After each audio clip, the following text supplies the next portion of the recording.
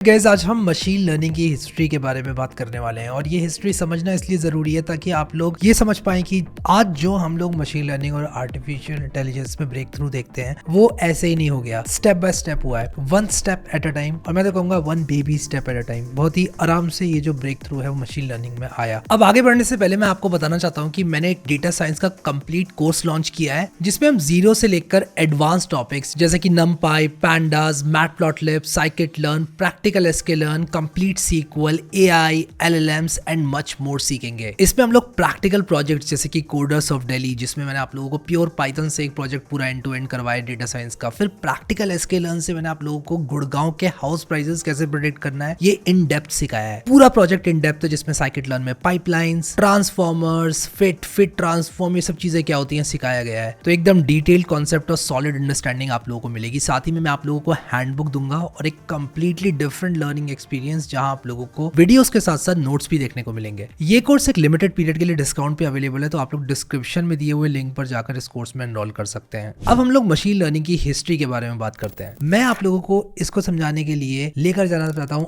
All the way to 1939, जहां पर war चल रहा था, पूरी दुनिया में केओस चल रहा था, लेकिन यहाँ पर 28 ईयर ओल्ड एलन ट्यूरिंग ने एक सवाल उठाया और वो कोई ऐसा वैसा सवाल नहीं था। वो सवाल ये था, क्या मशीन्स सोच सकती हैं? उस टाइम का सबसे अटपटा सवाल, क्या मशीन के पास दिमाग होता है, क्या मशीन दिमाग लगा सकती है? और ये सवाल 1936 में वो भी एक 24 साल का लड़का पूछ रहा है। जरा सोचो कितनी बड़ी बात है। आज की तारीख में भी अगर इस तरह का कोई सवाल पूछे तो 24 साल का लड़का, साइंस फिक्शन हम उसको कहेंगे, कहीं ना कहीं कहेंगे कि यार तुम कुछ ज़्यादा सोच रहे हो। अगर आज की तारीख में आप कहो कि यार प्लेन्स खुद ब खुद उड़ेंगे, उनके पास अपनी मेमोरी होगी, तो आपको कहे अरे यार साइंस फिक्शन है सारा, ये क्या क्या बोल रहा है ये इंसान। बट उस टाइम पर एलन ट्यूरिंग ने ये सोचने की हिम्मत जुटाई। एलन ट्यूरिंग ने कोई एक रोबोट नहीं बनाया, उन्होंने एक आइडिया को जन्म दिया, उन्होंने एक हाइपोथेटिकल आइडिया को जन्म दिया कि क्या मशीन सोच सकती हैं। और ये एक बहुत बड़ा स्टेप था टुवर्ड्स आर्टिफिशियल इंटेलिजेंस, क्योंकि जो सबसे बड़ी चीज होती है ना वो सोचना होता है। एक टाइम पर आप कोई चीज सोच लेते हो ना कि यार ये चीज मुझे करना है या ये चीज क्या हो सकती है, ये सवाल भी आपने उठा दिया ना, तो उसके बाद से काम शुरू हो जाता है। और अगर किसी को कोई प्रॉब्लम ही नहीं है, किसी ने सवाल ही नहीं उठाया कैन मशीन्स थिंक, तो बिल्कुल भी कुछ नहीं होता है। तो फास्ट फॉरवर्ड टुवर्ड्स 1950 में उन्होंने एक पेपर लिखा और उस पेपर का टाइटल था कैन मशीन्स थिंक। उन्होंने उस पेपर में एक टेस्ट प्रपोज किया जिसका नाम ट्यूरिंग टेस्ट था। और ट्यूरिंग टेस्ट का आइडिया एकदम सिंपल है कि मान लो आप एक रूम में बैठे हो और आपके पास एक कंप्यूटर है। कंप्यूटर को फूल करना है कि वो एक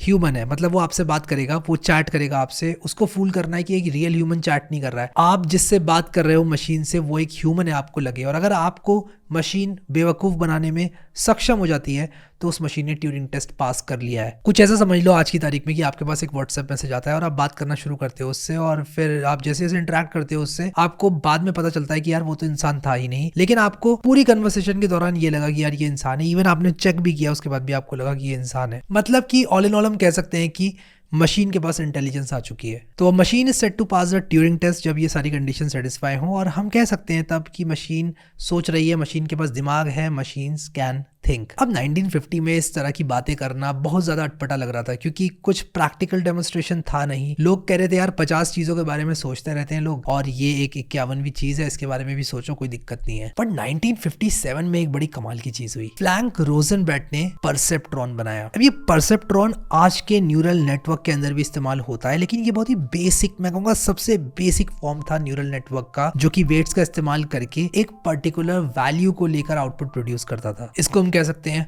first algorithm that learn from data. एकदम सिंपल, क्रूड और लिमिटेड था, लेकिन हाँ ये एक मशीन थी जो खुद से सीख सकती थी। हम इसको कह सकते हैं बाय डेफिनेशन की एक मशीन है जो कि खुद से सीख सकती है। बहुत बड़ी न्यूज बनाई गई, लोगों ने कहा कि यार मशीन कैन नाउ थिंक और ऐसा वैसा, लेकिन ऑल इन ऑल ये आइडिया फ्लॉप हो गया क्योंकि लोगों को कुछ दिखा नहीं अच्छा होता हुआ। जब तक लोगों को कुछ दिखता नहीं है, जैसे कि आज की तारीख में हमें सब कुछ दिख रहा है, चैट जीपीटी जैसा सिस्टम, एआई वीडियोस, तो हम लोग कहते हैं कि हाँ भाई बहुत बड़ी चीज है एआई। लेकिन उस टाइम पर परसेप्ट्रॉन लोग कहते हैं नो बेकार है, आइडिया बहुत ज्यादा ओवरसोल्ड था, फ्लॉप हुआ। लेकिन इसने एक काम किया, इट प्लांटेड अ सीड, और सीड ग्रो करता है। एक सोच डाल दी लोगों के दिमाग में, रिसर्चर्स के दिमाग में कि यार ऐसा कुछ किया जा सकता है, ऐसा कुछ हो सकता है, हम मशीन्स को सोचने पर मजबूर कर सकते हैं या फिर हम मशीन्स को डिजाइन कर सकते हैं टू थिंक। इसके बाद फास्ट फॉरवर्ड टू 1980s, लोगों ने कहा यार कि नहीं यार मशीन लर्निंग काम नहीं करेगी, ऐसे थोड़ी होता है, क्या परसेप्ट्रॉन का करें, क्या हम परसेप्ट्रॉन का हमारे रोजमर्रा की जिंदगी में क्या हेल्प करेगा परसेप्ट्रॉन, क्या मेरे लिए टाइप कर देगा या मेरा ऑफिस का काम कर देगा, नहीं ना, तो they don't care about perceptron. 1980s में कम बैक हुआ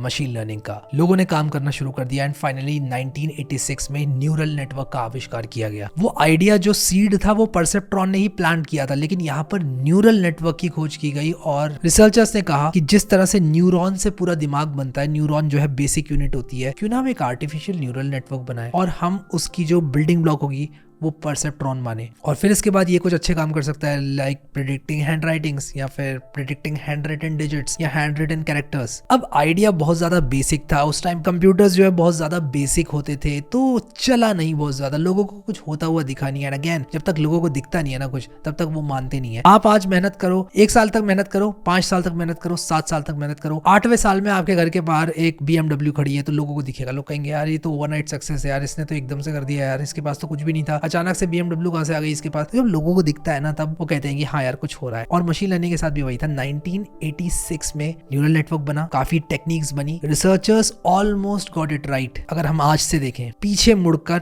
1986 में, कह सकते हैं कि यार बहुत बड़ी खोज थी वो उस टाइम की। उस टाइम पर कंप्यूटर अवेलेबल नहीं होती थी, उस टाइम पर इतनी नॉलेज नहीं थी, बहुत सारी चीजों का आविष्कार नहीं हुआ था, but they did it. But again, machines तब भी बहुत ज्यादा बेसिक थी, लोगों की जिंदगी चलती रही until 1997, जब गैरी कैस्परोव को एक मशीन लर्निंग एल्गोरिदम ने हरा दिया। इस मशीन लर्निंग एल्गोरिदम को IBM ने बनाया था और इसका नाम था डीप ब्लू। ये एक बहुत बड़ा ब्रेक थ्रू था मशीन लर्निंग में कि एक मशीन कैसे हरा सकती है एक वर्ल्ड चैंपियन को। गैरी कैस्परोव उस टाइम पर चेस के वर्ल्ड चैंपियन थे। Garry Kasparov is still a very good player in chess, but at that time he was world champion, world number 1। और वर्ल्ड चेस चैंपियन को हराना chess में आसान नहीं है। ये एक ऐसा पॉइंट था जहां पर वो लोग जो कि मजाक में लेते थे, हल्के में लेते थे मशीन लर्निंग को, मशीन्स को सोचने पर मजबूर हो गए। अब ये कोई सवाल नहीं था कि कैन मशीन्स थिंक, अब सवाल ये था कि how much can machines think और ये किस लेवल तक जा सकती है और इसका फ्यूचर क्या है। Machine learning era officially start हो चुका था। लेकिन एक और बात थी, एक और ग्रुप था जो कि मानता था कि नहीं यार ऐसा कुछ नहीं हो सकता, कुछ ज्यादा बड़ा ही कर नहीं पाएगा मशीन लर्निंग। हाँ ठीक है, एक पर्टिकुलर टास्क में, वो भी चेस में, शायद कंप्यूटर की जैसे मेमोरी होती है उसी तरह से उसने सारे गेम समहाउ रिमेंबर कर लिए। लोगों ने इसको ऐसे जस्टिफाई करना शुरू कर दिया कि नहीं यार, they can not think, it just a kind of memorisation. But again, कुछ लोग थे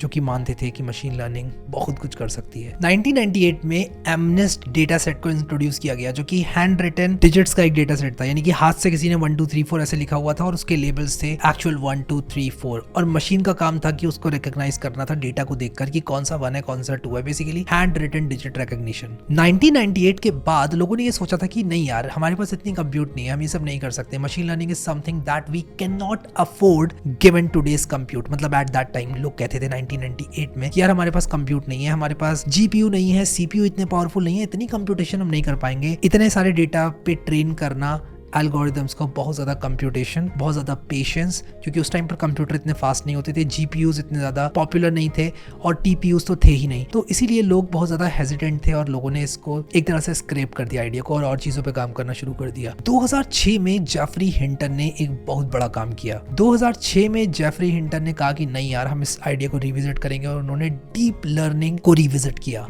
और इसके बाद एमनेस डेटा सेट पर डीप न्यूरल नेटवर्क्स ट्रेन होना शुरू हो गए और धमाकेदार एक्यूरेसीज हमको देखने को मिली। मतलब एक्चुअल में machine was able to see the handwriting and predict which character it is. फिर 2012 में हिंटन ने एलेक्सनेट नाम का एक न्यूरल नेटवर्क ट्रेन किया जिसने इमेजनेट कंपटीशन जीता। डीप लर्निंग पे लोगों का भरोसा बढ़ने लग गया और 2014 में हमने जनरेटिव एडवर्सेरियल नेटवर्क्स, जिनको GAN के नाम से भी जाना जाता है, वो देखे। 2014 में सीक्वेंस टू सीक्वेंस नेटवर्क्स, जो कि एक तरह से हम कह सकते हैं ChatGPT जिस पर आधारित है, यानी कि NLP फॉर डीप लर्निंग पर काम होना शुरू हो गया। 2015 में रेजनेट्स, 2017 में ट्रांसफॉर्मर्स, 2018 में गूगल लेकर आया BERT और 2020 में GPT-3, जो कि इतना ज्यादा शॉकिंग नहीं था, उतना कुछ ज्यादा जनरेट कर नहीं पाता था, ओनली अंटिल 2022 जब ChatGPT आया and the rest is history. और उसके बाद के ब्रेक थ्रूज तो आप लोगों ने देखे, रिसेंट वाले आप सब जानते होंगे, लेकिन ये थी हिस्ट्री, एक ब्रीफ हिस्ट्री मशीन लर्निंग की। अभी जो मैंने आपको हिस्ट्री बताई, इसको मैंने जॉट डाउन भी किया हुआ है, so you can actually download this handbook, और मैं सेक्शन के एंड में आपको एक पूरी हैंडबुक दे दूंगा, तो टेंशन बिल्कुल मत लेना। तो हमारे पास कुछ ऐसे एल्गोरिथम्स होते हैं जो कि लेबल्ड एग्जाम्पल से सीखते हैं। हमारे पास अगर लेबल्ड एग्जाम्पल्स हैं तो उसको हम सुपरवाइज लर्निंग कहते हैं, अगर हमारे पास लेबल्ड एग्जाम्पल्स नहीं है तो हम उसको अनसुपरवाइज लर्निंग बोलते हैं। अगर हम